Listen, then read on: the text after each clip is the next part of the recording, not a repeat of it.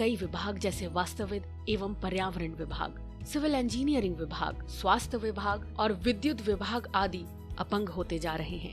उल्लेखनीय है, इन विभागों में कर्मचारियों की लगातार कमी होती जा रही है और इन सब का जिम्मेदार शीर्ष प्रशासन के साथ साथ एनडीएमसी का स्थापना विभाग माना जा रहा है। अगर समय रहते कर्मचारियों की भर्ती का काम पूरा कर लिया गया होता और समय समय पर पदोन्नति कर दी जाती तो आज ये विभाग अपंगता से बच जाते।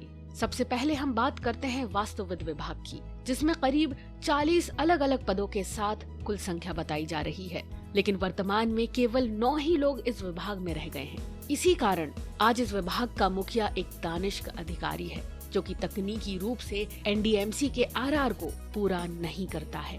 वास्तुविद विभाग का मुखिया एक सीनियर वास्तुविद होना चाहिए, लेकिन ऐसा यहाँ देखने को नहीं मिल रहा है।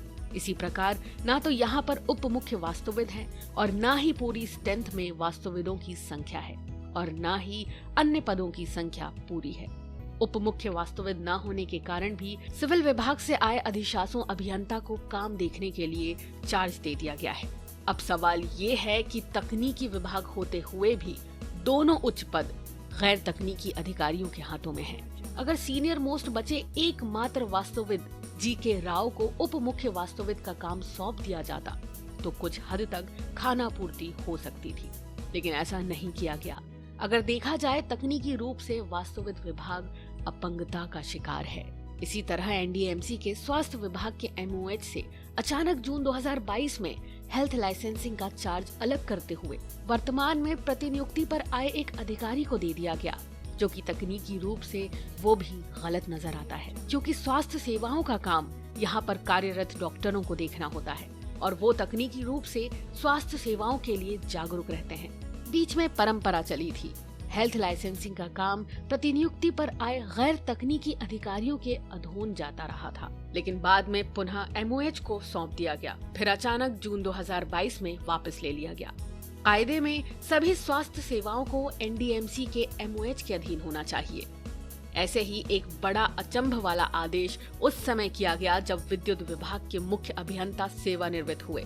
तब उनका चार्ज भी एक सिविल इंजीनियर को दे दिया गया, जो कि मानकों को पूरा नहीं करता, क्योंकि इस पद के लिए इलेक्ट्रिकल इंजीनियर होना अनिवार्य है। होना तो ये चाहिए था कि विद्युत विभाग के इंजीनियर को कार्यभार देना चाहिए था, लेकिन ये एनडीएमसी है भाई, सब कायदे कानून ताक पे रख दिया जाता है। इस विभाग में भी अनेकों पद खाली पड़े हैं, जिसकी सुध ना तो स्थापना विभाग ले रहा है और ना ही शीर्ष अधिकारी। स्थापना विभाग की कमियों के चलते एनडीएमसी के सिविल विभाग में न तो सहायक अभियंताओं के पद भरे जा रहे हैं, न ही अधिशासों अभियंताओं के पदों को भरा जा रहा है। पिछले 20 वर्षों से कई कनिष्ठ अभियंता सहायक अभियंता बनने का इंतजार कर रहे हैं और सहायक अभियंता भी अधिशासों अभियंता बनने का इंतजार कर रहे हैं। वर्तमान में कुल 28 पदों के मुकाबले में केवल 8 ही अधिशासी अभियंता रह गए हैं। ये सब पद न भरे जाने के कारण सभी वर्तमान अधिशासी अभियंताओं को काम से अधिक चार्ज सौंपे गए हैं, जिसके चलते अपने काम को सही तरीके से नहीं कर पा रहे हैं। क्या शीर्ष प्रशासन एनडीएमसी के सब विभागों में कर्मचारियों को कम करने का प्रयास कर रहा है? उपरोक्त इन सब बातों को देखते हुए ऐसा महसूस किया जा रहा है कि एनडीएमसी का स्थापना विभाग सही तरीके से विभागों के पदों की जानकारी नहीं ले पा रहा है। इसी कारण कई विभाग अपंग होते जा रहे हैं। इन सब चीजों को देखते हुए स्थापना विभाग को क्यों ना सेंट्रलाइज करते हुए हर विभाग के मुखिया के अधीन कर दिया जाए, जिससे कि सही जानकारी उपलब्ध रहे। एनडीएमसी के वास्तुविद एवं पर्यावरण विभाग के पूर्व निदेशक अजय कुमार के द्वारा किए गए आदेश के बारे में जो खामियां देखी गईं, उसकी जानकारी शीघ्र ही हम बताएंगे।